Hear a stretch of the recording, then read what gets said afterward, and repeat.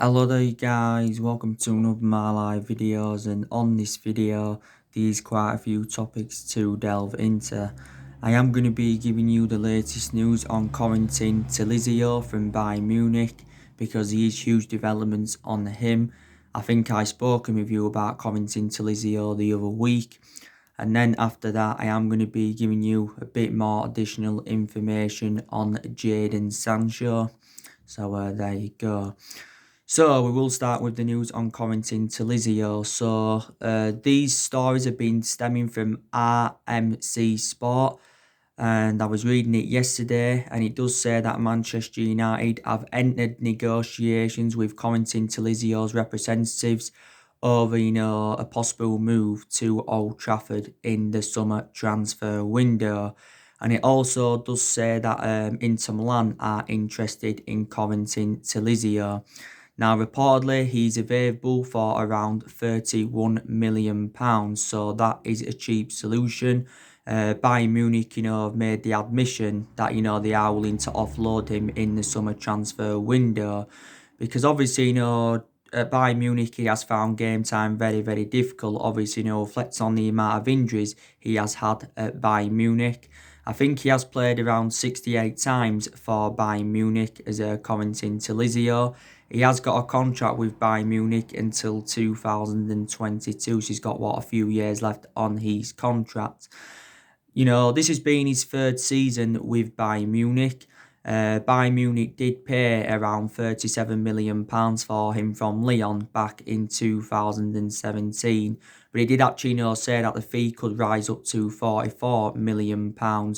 With bonuses included. I think he's actually Bayern Munich's second most expensive signing, but when Bayern Munich did purchase him from Lyon, it was a record signing for Bayern Munich. I thought Corentin Tolisso was very, very good during his time at Lyon. He was actually at Lyon for several years. I think at Lyon he scored around 29 goals in 160 games, was it, or something like that? But yeah, he's predominantly a box-to-box midfielder. He's a Corentin Tolisso. He is only the age of 25, so he has still got a lot of years ahead of him. So do you think he would be the right calibre player for Manchester United? It did say around 3 weeks ago that, we was interested in signing Corentin Tolisso and that. I think it also mentions as well that Arsenal are interested in the player. So do let me know in the comments below if you would take him at Manchester United. But there has been so many midfielders on our agenda. But in the past 2 seasons, he's seldom played for Bayern Munich, reflecting on the injuries he's had and that. So yeah, Bayern Munich are looking to offload the player. So maybe, we may consider submitting a bid for him. £31 million is a cheap solution. So yeah, so that is the latest news on him. Now, let's delve into the news on Jadon Sancho. So, the news is on Jadon Sancho is that according to recent reports, Borussia Dortmund are losing their patience with Jadon Sancho. Don't forget, Jadon Sancho was recently fined £8,000 for breaking lockdown rules. He got fined for that haircut picture thing. I was also reading the Telegraph yesterday, and they said now Borussia Dortmund are demanding £150 million for Jadon Sancho. But we have said quite a lot of times, we are not willing to smash our transfer record for Jadon Sancho. It also has recently said that Ole Gunnar Solskjaer has been speaking with Marcus Rashford about Jadon Sancho. And as you all know, Jadon Sancho and Marcus Rashford have got a very, very good, friendship in that. And that's why I did say that's one of the reasons, why it will be beneficial for us to recommend Jadon Sancho in. And plus, Jadon Sancho is well Premier League proven. Now, we are still emerged as the favourites to sign Jadon Sancho. Don't forget there was stories coming out yesterday saying that, Jadon Sancho wants out of Borussia Dortmund and he's got no intentions of extending his contract. because I think Borussia Dortmund have been in the process of trying to extend his contract. At the moment, Jadon Sancho's got a contract with Borussia Dortmund until 2022, so he's got a few years left on his contract. But Jadon Sancho has revealed that, if he leaves Borussia Dortmund, his preferred option is a move to Manchester United. Obviously, Chelsea recently come out and said that, that they're not going to get Jadon Sancho, because I think they've accepted the fact that, he's probably going to be coming to Manchester United. So Chelsea are now looking at alternatives. Like I said, Chelsea are on the verge of getting Timo Werner from RB Leipzig. There was stories coming out last week saying that, Werner had agreed to join Chelsea. Chelsea are going to get him for around 53 or 54 million. That's his release clause in his RB Leipzig contract. He did say Chelsea had offered him a 5-year deal, Timo Werner, worth around £200,000 a week. He did say sometime this week it was going to be officially announced that Chelsea would be, signing Werner. But as far as I know at the moment, he's not yet put pen to paper on that 5-year deal that Chelsea have offered him. But he's a very, very good signing for Chelsea's Timo Werner, because Chelsea were in search for a striker, because the only fit striker they've got at the moment is Olivier Giroud.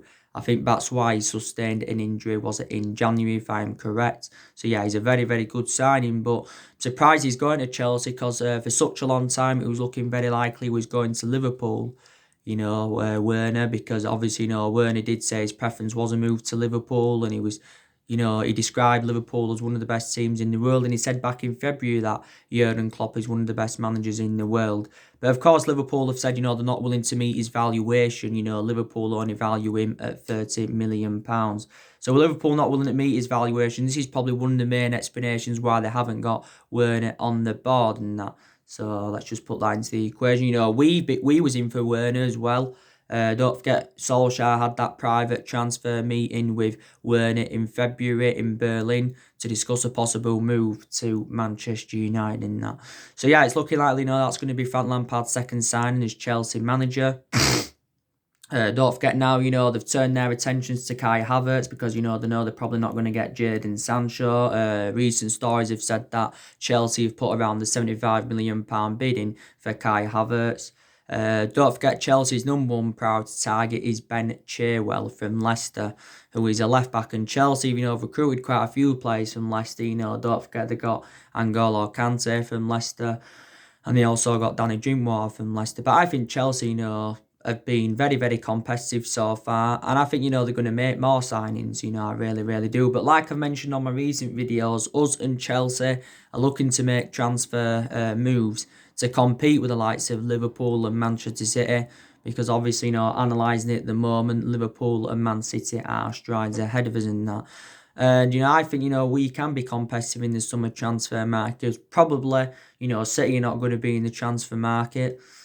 City have got loads of money, but don't forget they got fined they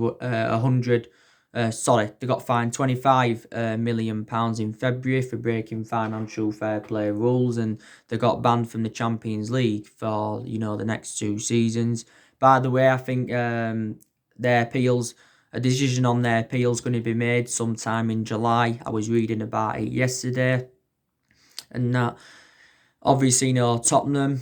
Daniel Levy doesn't like to spend money. Arsenal, their players have had to take pay cuts. Liverpool, may not make any signings in the summer transfer window. They probably won't make any Glasgow signings. So, we can definitely benefit from this. So, yeah, so revert back to what I said about Jadon Sancho. If we can sign Jadon Sancho in the summer transfer window, maybe sign another 2 players, or if we can extend Paul Pogba's contract, then you can say, we've done really, really well in the summer transfer window. We've done really, really well in the summer transfer window and that. Don't forget as well, Jadon Sancho's just recently recovered from a calf injury in that, But yeah, I'd definitely take him at Manchester United. Like I said, Real Madrid have been in for Jadon Sancho. There's been stories saying that Liverpool are still monitoring his situation. I can't see Jadon Sancho going to Liverpool. Barcelona have been in for him in the past, But yeah. And like I said, this has been Jadon Sancho's third season with Borussia Dortmund. And I think since his arrival in Germany, he has been a revelation. Of course, Borussia Dortmund only paid £8 million for Jadon Sancho from Man City. So Dortmund are looking to make a huge profit on the player. And obviously, the main explanations why Jadon Sancho left Manchester City is because he didn't get any first team opportunities at Manchester City. Before he was at Manchester City, he was at Watford. He was at Watford for several years. He was the player. But like I've said to Borussia Dortmund do remain ruthless over their valuation. That they do want around £150 million for the player. Don't forget, we've been working on Jadon Sancho's contracts for quite some time, and we've also been in negotiations with his agent, like Fabrizio Romano confirmed a while back. Don't forget, there was stories coming out a few weeks ago from Mundo Deportivo saying that, we'd offered Alexis Sanchez to Borussia Dortmund in a swap deal for Jadon Sancho. Obviously, I did say, that swap deal isn't going to materialise. We've already made a promise as well to Jadon Sancho if he signs for the football club in the summer transfer window that we are willing to offer him the number 7 because we know that he'll operate well in number 7, and plus we have got number 7 vacant at the moment and that. And I think it also did say if Jadon Sancho is sold in the summer transfer window, Manchester City do benefit from it. They do get around 15% of the transfer fee. But like I've said before, Borussia Dortmund have let quite a few of their players go to the Premier League in recent years, and there's also players that they've let go who didn't, of course, go to the Premier League. So Dortmund, really are known for a selling football club. But Dortmund did say a while ago, if Jadon Sancho wants to leave, they will not step in his way. But Dortmund have said they're losing patience with him anyway, and they're finding it difficult to handle with him. Don't forget the other week when Dortmund played Paderborn in that 6-1 win when Sancho scored an hat-trick. Don't forget Sancho had paid tribute to George Floyd. So there you go.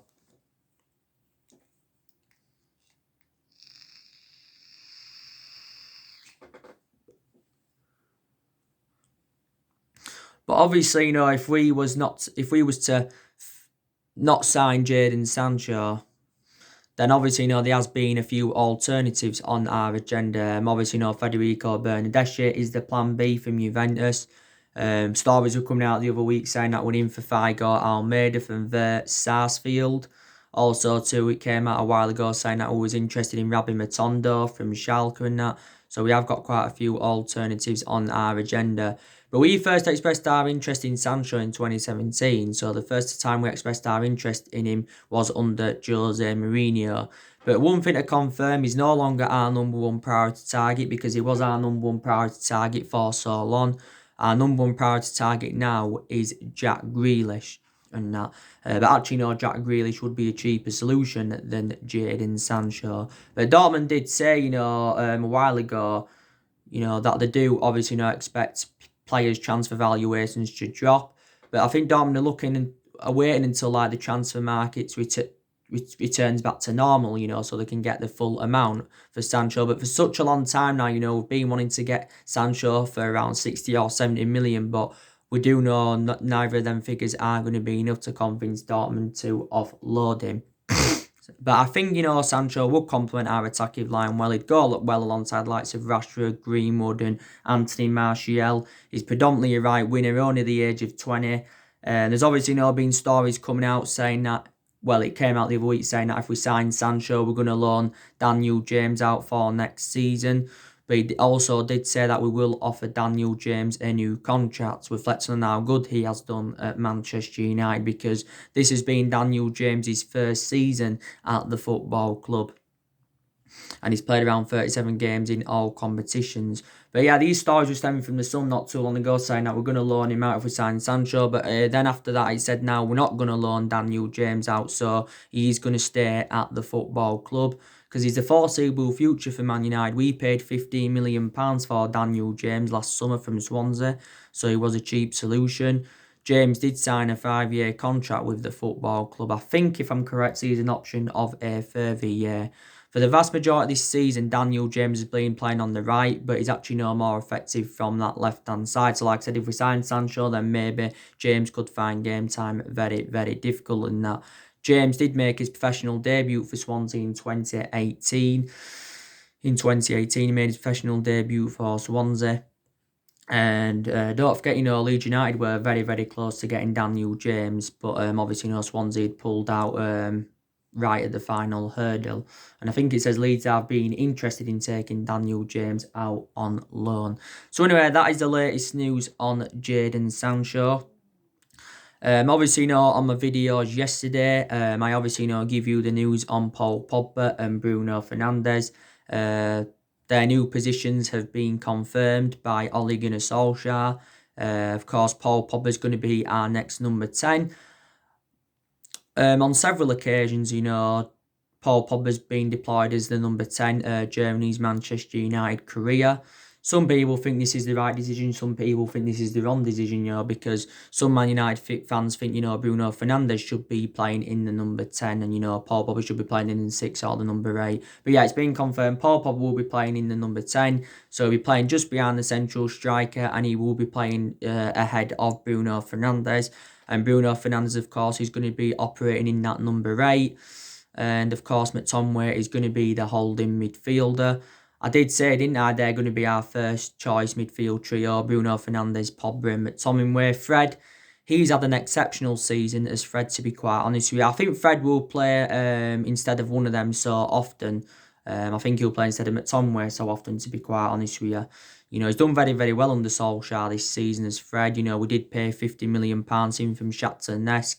It was exceptional during his time in Ukraine. But Fred did really, really have a difficult time under the Jose Mourinho era. But this season he has done very, very well. He has confounded his critics wrong.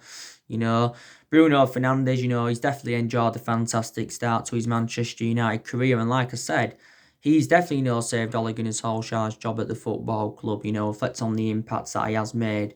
I think so far Bruno Fernandes has got, 3 goals and 4 assists for the club. We got Bruno Fernandes in a deal worth around £65 million with add-ons included. And I think Bruno Fernandes did sign a 5.5-year deal, But I'm very, very excited about the prospect of Paul Pogba playing alongside Bruno Fernandes in our midfield. I hope it works out, to be quite honest with you. And I think, like I said, I think Bruno Fernandes is key to Paul Pogba's future, because if they can build a good midfield partnership, then I think, Paul Pogba can commit his long-term future at Man United, and I think he could end up signing a new long-term contract at the football club. I think we've recently been in negotiations over extending Pogba's contract, because it stands at the moment there's a year left with an option of a further year. We'll probably trigger that 1-year extension on Paul Pogba's contract, to be quite honest with you. But more or less now, Paul Pogba's future has been resolved. He's going to be staying at Manchester United, obviously, for the remainder of this season and for next season. So obviously, that is a very, very good news in that. Obviously, yesterday I give you the news on Jude Bellingham. The ongoing situation with Jude Bellingham. It's been recently saying, we are emerged now as the favourites to sign Jude Bellingham. Don't forget, on Monday, Pep Cloyter, the Birmingham boss, made an admission saying that he's going to leave Birmingham at the end of the season. But Pep Cloyter did put out a warning to Man United saying that more clubs are going to attract their interest in Jude Bellingham. We've already made a promise to Jude Bellingham that, we'll offer him a senior role if he signs for the football club in the summer transfer window. Birmingham have basically said, they do want the full cash amount up front if they had to offload Bellingham. I think the deal is worth around £50 million. Bellingham's expected to stay at Birmingham for the remainder of the season. I heard when he turns 17, he's supposed to be signing his professional contract, because at the moment Bellingham is on around £145 a week and that, and he's 17. Sometime this month, Jude Bellingham is 17 years of age. Don't forget, Jude Bellingham's father recently urged him to reject Manchester United and join Borussia Dortmund. Don't forget, there was reports from the German press recently saying that, Dortmund are emerged as the favourites to get him, and he's agreed to join Dortmund and he will reject Man United. He also said that back in March that Borussia Dortmund are emerged as the favourites to get him. Chelsea have also been in for the player as well. Bellingham did visit our Corentin training ground back in March. Obviously, I held talks with Sir Alex Ferguson, also to Ed Woodward had had negotiations with his parents. It's been a revelation in the Championship. Jude Bellingham made his senior debut at the age of 16 years and 38 days. Became the youngest player to represent Birmingham and that. And up until this point, he's spent the entirety of his career with Birmingham. He's been a Birmingham player since the age of 8 as Jude Bellingham. And his versatility is also very, very good. But he is only at the age of 16. So Solskjaer's also looking to sign him as well. So there's so many players on our agenda. By the way, I just want to confirm with you. That Man United will play in 2 friendlies against West Brom tomorrow. So that's been confirmed. Obviously, we are preparing, for the first game back against Tottenham in the Premier League. The Premier League season is resuming next week, which is obviously, very, very good news. It does resume on the 17th of June. Obviously, our first game is against Tottenham on the 19th of June. So our game against Tottenham is not tomorrow, it is next Friday. And I'm really, really looking forward to that game because obviously, Ole Gunnar Solskjaer is looking to beat Tottenham for the 3rd time as a manager. He's already beaten Tottenham twice so far, and he's looking to beat, Jose Mourinho for the 2nd time as a manager because he's already overcome Jose Mourinho once and that. Solskjaer's already revealed his plans ahead of the Premier League restart. He says, we've been doing well in training.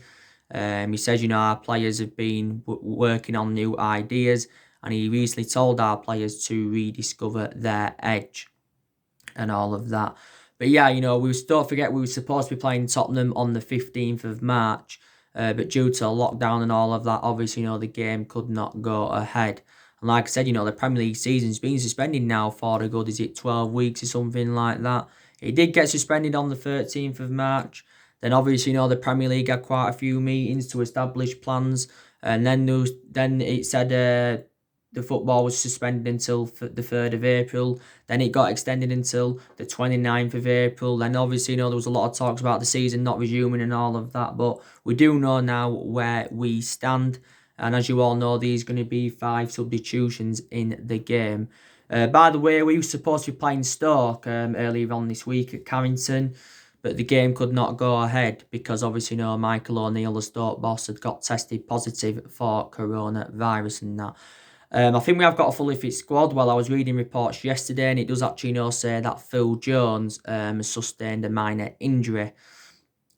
So he's going to be out for Tottenham, but Phil Jones doesn't even get in the team anyway. But we've got things to look forward to, when the season resumes. Like I said, the top 4 is a priority for us because obviously, we do want qualification for the Champions League for next season. We are sitting 5th in the Premier League at the moment, and we are just sitting 3 points behind Chelsea. Also, to the FA Cup and the Europa League, they are two priorities for us as well because, that's a chance for us getting some silverware on the board. The FA Cup and the Europa League, we are into the last 8 of the FA Cup, we're into the last 8 of the Europa League. And if we could win both of them, or at least one of them, it would be a memorable first full season for Ole Gunnar Solskjaer and that, if we could, win at least one of them. But it would be remarkable, if we did win both of them. But there is 9 games remaining in the Premier League and there's 92 games to play in all competitions. I've got an idea, of what 11 Solskjaer's going to go with against Tottenham. I think probably Solskjaer does now know his best 11, to be quite honest with you. I think he's got an idea of what formation he's going to go with against Tottenham and for the remainder of the season because he has been changing formation persistently this season as Solskjaer. He has been going with the 4-2-3-1 a lot. A few times he's gone with a 4-3-3. Obviously, quite a few times he has gone with 3 at the back. But from my own perception, will look more expansive with 3 at the back, to be quite honest with you. Like I said, there's probably decisions that Manchester United have got to make and that before the season resumes. Like I said, who's going to be our first choice left back? Is Luke Shaw going to be our first choice, remain our first choice left back, or is Brandon Williams going to become our first choice left back? We know that David De Gea is going to become David De Gea, is going to remain our number one goalkeeper. You know, David De Gea has been our number one goalkeeper for several years. You know, we know our first choice midfield trio now. Igalo, don't forget the other week it confirmed that he'd extended his loan at the football club until the end of January 2021. So Igalo's going to be staying at the football club for a further 7 months, which is obviously, you know, very, very good news. And we paid just over £10 million to Shanghai Shenhua to extend his loan. I think, obviously, you know, of us extending Aldin Igalo's loan the other week, you know, we are no longer now interested in recommending the striker in. Another one of the main explanations why we're not interested in recommending a striker in, and that is because of the development of Mason Greenwood and that. You know, Solskjaer wants to see how Mason Greenwood does develop. But now Igalo may find starts difficult because obviously, you know, now Marcus Rashford is back from his back injury and that. But I still think he'll get his opportunities in that, you know. Like I said, next season, you know, is it still going to be Victor Lindelof alongside Harry Maguire in our back line? Because Lindelof and Maguire have built a fantastic centre-back partnership, and they obviously are our first choice centre-halves. But if we was to sign a centre-half, then Lindelof could drop out. But Lindelof, as it stands already, is facing competition, you know, from Bay into Tuanzebe, because also Bay into Tuanzebe are back from injury. We've got to know what's happening with Angel Gomez. By the looks of things at the moment, it's looking like Angel Gomez is going to be leaving the club because there's no signs of him signing a new contract. We have put forward quite a few contract offers for Angel Gomez, but he has turned this down. I think Angel Gomez has got reservations about getting into the first team, to be quite honest with you. We've obviously now got to know what's happening with Delors. I think Delors will probably stay, but there was stories coming out the other week saying that Barcelona and PSG were interested in him. But Solskjaer is determined to keep him. His appearances have been limited of Delors because of the few injuries that he's had. He's now back fit. He's obviously not our backup right back to Wan-Bissaka is Diego Delors. Yeah, so these decisions that Manchester United have definitely, you know, got to make. But I'm very, very convinced that we can beat Tottenham because, you know, Tottenham were in a bad vein of form before the football season got suspended and that. The good news is from a Tottenham perspective, you know, that they have now got a fully fit squad. They've got Harry Kane back. He sustained an hamstring injury in January. They've also got Human Son back. Tottenham have had quite a few injuries this season, so reflect on that. They've had to obviously, you know, make rotation of you know, Tottenham, you know, of Tottenham and that. But yeah, and like I said, Tina, I think Tottenham did make a bad mistake by recommending Jose Mourinho when they shouldn't have recommended him in. And I think they did make a mistake by getting rid of Mauricio Pochettino because Mauricio Pochettino did endure 5.5 years with Tottenham and that. Tottenham, you know, did sack Pochettino last year. Like I said, Jose Mourinho has made signings since he became Tottenham manager. You know, don't forget Tottenham signed Jedson Fernandez, Steven Bergwijn. They also got Giovanni Celso. There's other players that they've recruited in recent years. You know, don't forget they got Sessegnon from Fulham. They got Serge Aurier. Didn't they get Davinson Sanchez back in 2017? They got Tanguy Ndombele as well. I think he's Tottenham's most expensive signing, or one of their most expensive signings, if not their expensive signing. They've got Toby Alderweireld, who I think is quite good as well. You know, Lucas Moura, he's done well for Tottenham this season. You know, Dele Alli, one of their good players they've got. Don't forget, he got robbed a while back, did Dele Alli in that. So they have got really, really good players of Tottenham. Back in January, though, they lost a few of their imperative players. They lost Danny Rose to Newcastle. You know, they lost Christian Eriksen to Inter Milan and that. You know, Tottenham want to obviously, you know, get top four, but I'm very, very sceptical that they are going to get top four. But I'm very convinced we can win this game. Hopefully we can continue where we left off because before the football season got suspended, we was in a good vein of form. Don't forget, we are unbeaten in our last 11 games in all competitions and that. You know, and like I've said to you, know, I have definitely seen improvements under Ole Gunnar Solskjaer. You know, like I said, I think there's definitely players that have improved under Solskjaer, especially the top players. They've improved under Solskjaer because the top players, you know, did endure a very, very difficult time under the Jose Mourinho era. I think we've definitely improved in the transfer market under Solskjaer as well. You know, what I mean is, you know, we've been ruthless. Solskjaer's got the players that I wanted to recommend in and that.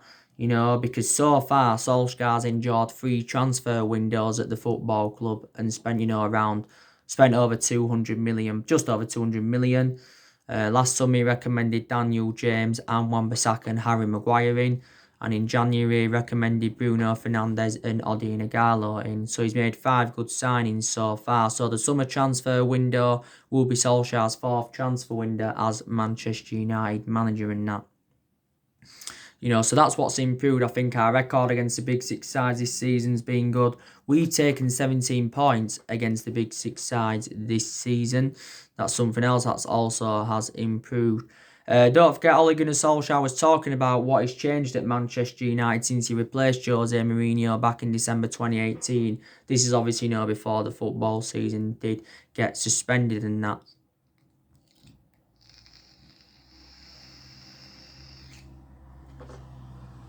Like I said as well, there's decisions that Solskjaer's got to make in the summer transfer window.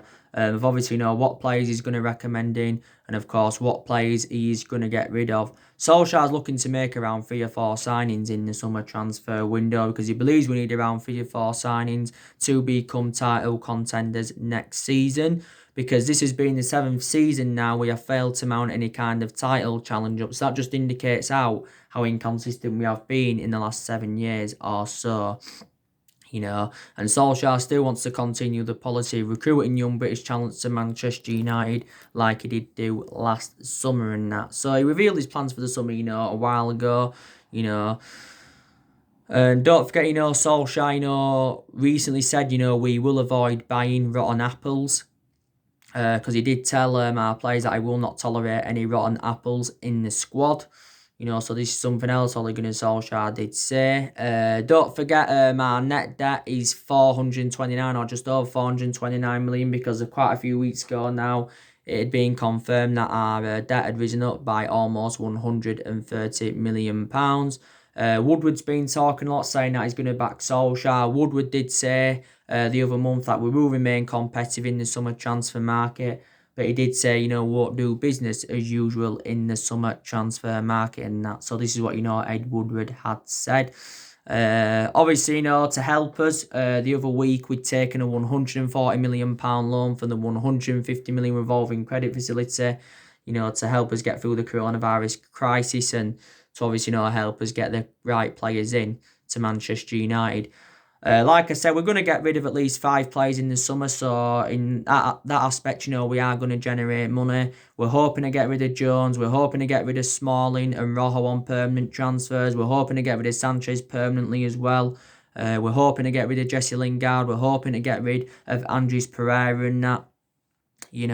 So yeah, we are definitely going to get rid of players in the summer transfer window. But like I said, Solskjaer does deserve at least another season at Manchester United. He really, really does in that because it is a transition period. And like Solskjaer revealed at the beginning of the year, he's hopeful that we can get through this transition period. So anyway, guys, that's everything to update you today. Drop your comments, likes below on the channel if you do consider subscribe as always. And take care. God bless you all again very, very soon.